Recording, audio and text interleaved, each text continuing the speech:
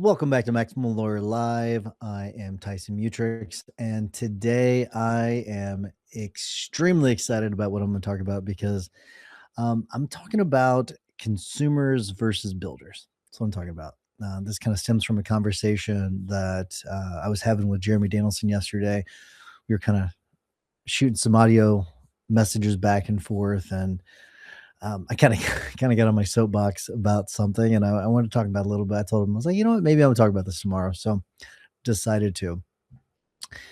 It's because there are people right now that are using AI, and then there are people that are building with AI, and that is going to be a distinction that's going to matter more than anything over the next 3 to 5 years.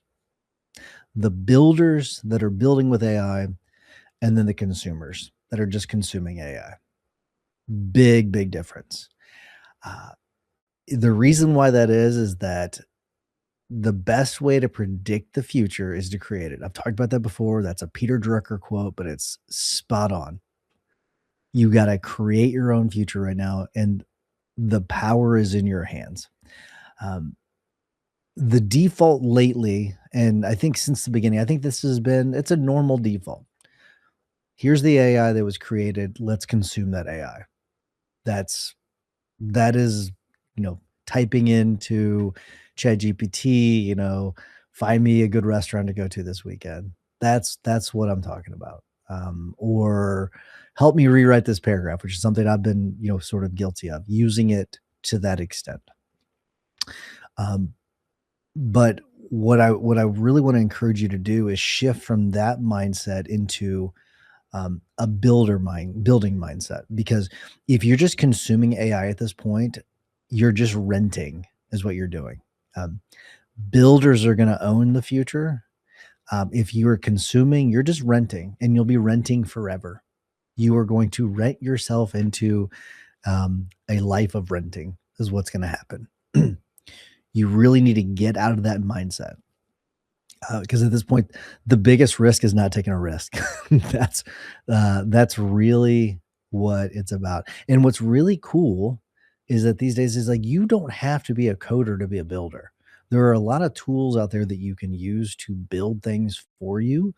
What's kind of something I've been tinkering around with lately is I'm using Claude's Cowork to then communicate with Bolt to then build things, vibe code it. So what saves me the most time with that is there are many times there are follow-up prompts that need to be done with Bolt to help complete a task. Sometimes something will be built and then it doesn't work properly. You got to test it out.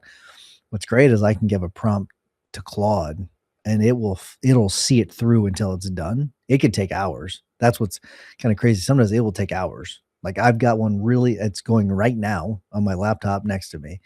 It has been going since about, I don't know, 7 o'clock this morning. And I gave it a very big task to build something, and it's in the middle of doing it. But when it's done, it's going to save a tremendous amount of time. It's going to be an amazing upgrade for our team. And so that's why I'm doing it. And it's what's great about all this is that you're building things. This is what I'm talking about, the renting versus the building. I'm building something that I'm not going to have to pay every single month to some software company, some SaaS company, every single for decades. Think about how much money you spent. I talked about this in the association just the other day about how much we spent with different software companies, and it's a tremendous amount of money. And if you can take that money and you shift that into the profit category, think about that. Like okay, now I've shifted that into the profit category because I'm not spending it anymore, because I've built my own thing that I'm not having to pay every single month on. Now there may be some other costs that are associated with it. I feel like, could be like storage costs or whatever, you name it, but it's a fraction. I'm talking a tiny, tiny fraction.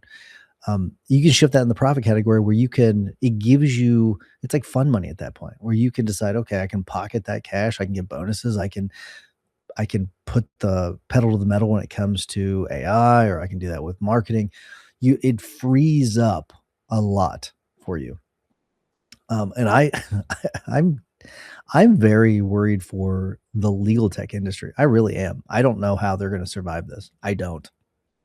I really don't know. But who knows? Maybe they've got a master plan. But I really don't know. But back on topic here. We're really in this classic first mover environment. There are it's funny. There Hormozy shared something on social media a couple months ago, and people kind of repeat it. When I thought it was kind of funny because it was like, that is what are you talking about? Like that is a model from the 70s that were created by these economists. It's not a lot of people thought it was a Hormozy thing, but a part of that is like the first mover environment, and that's where we are. If you look at kind of like the lean startup model, you build, measure, learn.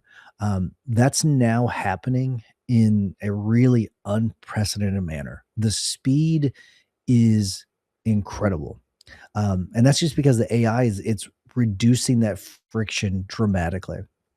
There's something that I'd seen a couple weeks ago about every 7 months, the capabilities are doubling, I think is what it is, of AI. So every 7 months, the capabilities are doubling. Like that is and it's like like clockwork. Like every 7 months, it happens. Every 7 months, boom, boom, boom, boom, boom. So if you just kind of imagine where we are now and where we're gonna be in 7 months, it's it's already been an amazing ride. I think many of you that have been building, you've seen the acceleration, how it's been picking up over the last several months. It seemed like there was a slowing, and I think that was because Claude. My whole thought is that Claude was holding a lot of this back, as opposed to like OpenAI, where it seems like they have an update, they release it. They have an update, they have release it. So it doesn't seem like that big of a deal. But Claude, it seemed like they were holding on to a bunch, and then they release it, and then the game changed. It was at this point, it's almost game over. uh, I think AI is or OpenAI is really on the ropes. They've taken a beating over the last few months, and Gemini and Claude are the dominant forces.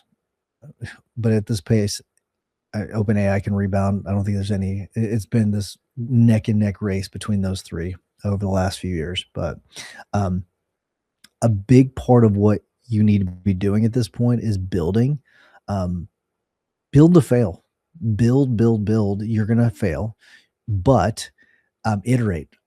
Build, fail, iterate. Build, fail, iterate. Build, fail, iterate over and over and over again. And you're eventually going to build these products that are for your firm. You're going to build firms. You can build your own AI firm at this point. My opinion about 6 months ago, it's whenever I spoke at Hona's conference and Disrupt conference is what it was called. So maybe 9 months ago or so. What I said back then was is that at that point you could build a mediocre AI firm, all AI. You really could. At where we are right now, I actually think you could build a good all AI firm. I really do believe that. You it would take some work, but the advances have been that great that I think you actually could. I think you could do it. Um, it takes some a massive organization, and you can't just do it without a plan, but I completely think you could do it at this point. I've done enough testing that I think it's completely possible. The big hurdle that you have to get over is the voice AI. I know people like Jeremy Danielson have used are using voice AI very effectively. I'm very hesitant with our firm to implement voice AI. It takes away some of our advantage when it comes to that customer service part of it, but he's doing it really, really well. We're just completely different business models, but the main thing is you need to be building though, whatever it is, whether you try to go with a full AI law firm or not. Um, and I think that most people at this point, most law firm owners think building means software development, and I mean, it kind of does, but it not fully. It really means at this point, really, and this goes kind of goes back to like the AI type of law firm. If it means designing systems, right? Intake automations, AI agents for a variety of different things, marketing workflows, different decision frameworks. It means all of those different things. That's really what we're talking about. And what's funny is like that is not much different than what running a law firm has been like traditionally. The big difference is that all the friction has been removed with AI. You can do many of these things with AI where you're not having to do it yourself. Um, like for example, some of the tools I'm building out, like I told you, I'm doing it. I'm using AI to use an AI to build it out. Which the reason why that's important is that the AI that I'm using, so Cowork can actually code, so I can't code. So if it can go in, it can verify what's happening with Bolt, and Bolt, if it messes something up, Cowork can go in and say, "Look at the code. Oh, here's where you screwed up. Go fix this," or it'll fix it itself. I don't have that coding background, so I can't do that. But that's where this advantage, and that happens all across the board from not just coding, but from think about it. How many of you looked up medical advice? How many of you, even though you're lawyers, have looked up legal advice? I have um, there just the other day. Okay, um, I thought a law was one thing, and I wanted to verify it, and I searched it, and I said I was right, but it was one of those things where I wasn't 100% positive. I wanted to bring up the statute. It brought the statute. It gave me its analysis of it. I read it. I verified that it was accurate. So I wasn't worried about hallucinations. But it was one of those things where we were just having a conversation internally about something. And I was like, I think the law is this. Let's look this up. So I looked it up really quick and I was right. Um, but that, I mean, that is something that across all areas of our lives, that's happening. So this is what, so it removes that friction. So it allows us to move a lot faster. And one of the things I was talking to Jeremy about is that I am at this point, any free time I have, I'm building. Any free time at all. If I'm not doing that's something that's absolutely necessary at the firm, I'm building. If I've got free time at home where, the kids are off doing something and, Amy and I aren't doing something, I'm building.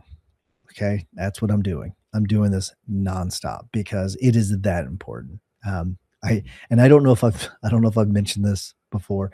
This is going to sound like sort of a closed mindset, but just stick with me for a second. The way I kind of view AI right now is and I hope I haven't said this before, but it's kind of like this portal. And if you imagine this portal where it's open right now, it's a circle, like in a movie, you can walk through it and you got the future on the other side. I feel like every day that portal is kind of closing just a little bit. Every day, a little bit more and a little bit more, a little bit more. And all the people that are building right now, they're going to make their way to the other side of that portal. And there's going to be people that don't. It's going to close at some point and they're not going to make it through. And they're going to be stuck on this side. Because there's going to be a point where people they're going to start to see, oh, the portal's getting smaller. It's pretty small, but I can still make it, and they'll start late. But by the time they get almost there, the portal will be closed. And so at that point, they're going to be renting. The builders are going to be the ones that own the future, and then the renters are going to be on this side of the portal, and they're going to be renting forever. That is what I don't want for you. I want you to be a builder. I want you to make it through that portal on the other side. That's how big of a deal this is. I think it's the portal is there. It's open for anyone that wants to go through it. It's you have to do the work right now. And so kind of what I'm kind of saying is if some of your cases take a little bit longer, okay, they take a little bit longer. Sacrifice a little bit of those short-term wins for some long-term wins, for really long-term domination. Sacrifice a little bit of that now for the long term. And this is really no different from what I normally preach. Because we talk about rocks and we talk about doing, your product versus process goals, and you want to focus on the process. This is really make part of your process building at this point, right? Kind of a hat tip to Jason Selk. Those are his terms: process, process, process. Make building a part of your process. Because if you don't, you're going to get stuck on this side of the portal, and I don't want that for you. So let me kind of give you a prompt here. So just think about if you could, as you're listening to this, or as you're watching this, if you're watching it live, if you could automate just one thing in your firm by tomorrow, what would it be? And this could be an automation, it could be an AI, whatever it may be.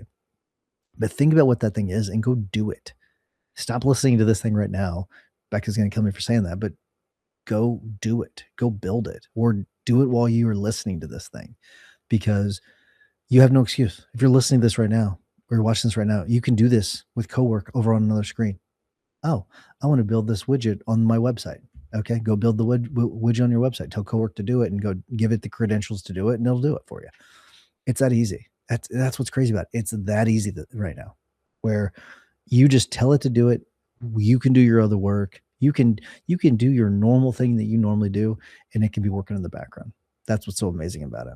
And I'm just gonna tell you right now, I'll kind of whisper this because we I'm at the office during our meetings today. I'm going to be kind of peeking to see how things are going with Cowork and see how the bills go. I'll probably add some more prompts, and I'll still be building throughout the day as I'm doing other things, as I'm doing my normal Wednesday meeting day. I'll be doing those things in the background. So really nothing will change with my day. I'll still be building. It'll just be kind of in the background on the side. Okay. Really important. All right, and something else I want to talk about is the psychological barrier to this a little bit, and why I think people really aren't building. I don't think it's technology. I do think part of it is technology, but I don't think that's the main thing. I put some things in the association, some really basic documents in the association last week, and the reason why I did that is I think there are some people that just don't know where to start. They are a little bit scared, and with lawyers, a lot of times it's identity, right? They're trained to analyze, or we are trained to analyze. Many times we're taught to reduce risk. I think a little bit less in the PI sector, um, but most lawyers, I think, kind of want some certainty. Builders, they do the opposite. So I'm kind of asking you to step outside of most of your comfort zones and do the opposite and build. Take some risk here. Because once you start it, I think once you start some of this, where you start the building, you're gonna get out of your comfort zone a little bit, then you're gonna start to get comfortable. Like, oh, this isn't nearly as difficult as I thought. Um, so there's this Sheryl Sandberg quote. Um, if you're offered a seat on a rocket ship, don't ask what seat, just get on. And that is what I'm telling you. Okay. If you're offered, so you've been offered a seat on a rocket ship. Okay. That's what's happened. Get the get the frick on it. That's what I'm saying. Get on the rocket ship. Because once you're on, it may seem scary, the fact that you're getting on a rocket ship. But once you're on, you're gonna realize, oh my gosh, this isn't too bad. This is actually a lot of fun. And next thing you know, you're up in the atmosphere, looking down at Earth, thinking, "Oh my gosh, that's amazing." That's what the opportunity is at this point. Um, because I mean, part of this too is like you got to remember your firm is only going to grow to the level of the systems that you're willing to build. And if you're not willing to build those more advanced systems, your firm is going to stay down here while everyone else is going up here. Okay, that is the reality of it. So don't stay down here, grow up here. And that doesn't mean you have to grow to 50,000 people, right? That doesn't mean you have to add another seat. With a lot of the stuff, it'll actually make it where you don't have to. You can hire probably less people if you want to. Like I said before, that's not our plan. Our plan is to keep our people, use them for the customer service side of things, make our clients happy. That's what I want to keep our people for, because I think that they're by far the best at being able to do that. All right. Let's talk a little bit about the future when it comes to this. And what I talk about snowballs a lot, and I talk about compounding and all that. You got to remember, a lot of part of the future is going to be builder compounding and market separation, because AI is accelerating everything. Marketing, operations, delivery of your legal services. The firms that are going to build those internal systems, those external systems, those are going to create exponential advantages that compound over time. They're going to have increased efficiency, they're have increased margins, increased client experience. Think about this, like the margins. Here's what the margins are going to be able to do. So the increased efficiency, which will also improve margins. They're going to be able to take that money and dump it in other things that you're not going to be able to. So maybe spend more money in marketing, the money that you don't have because you're not doing it. That's the difference, right? They're going to have that extra money because they've increased the efficiency, and they're going to outcompete you. That's what's going to happen. So what's going to happen is they're going to be the firms that don't build, and they're the ones that are going to have. They're going to learn too late. But the thing is, you got to have to change before you have to. That's the key. You got to change before you have to. That's old Jack Welch quote. So start doing that. Focus on building. I'll start to wrap things up. But think about, like, where do you want your firm to be when all this settles? Okay, where do you want your firm to be when all this when the portal closes? Where do you want your firm to be? And my guess is if you start now, you're going to overshoot that, which is fantastic. That you're going to be in a much better position than what you even expected. But even if you don't quite hit it, you're going to be still in a great spot on the other side of this portal. And so I think that there's some very exciting times ahead. But you have to take action. So if you take just one thing from this episode, it's this: don't wait to understand everything. Start building now, because the people who build today, okay, the people that build today are the ones everyone else will be chasing tomorrow. Okay. So get there before the portal closes. Have a great week, everybody. And we will be seeing you. Make sure you check out beccaslist.co, where you can find the best vendors and the worst, but the best vendors for you that can help you in your firms. And if you want more information about the association, go to maximumlawyer.com. And if you want more information about MaxLawCon, go to maxlawevents.com. See you, buddy. Take care.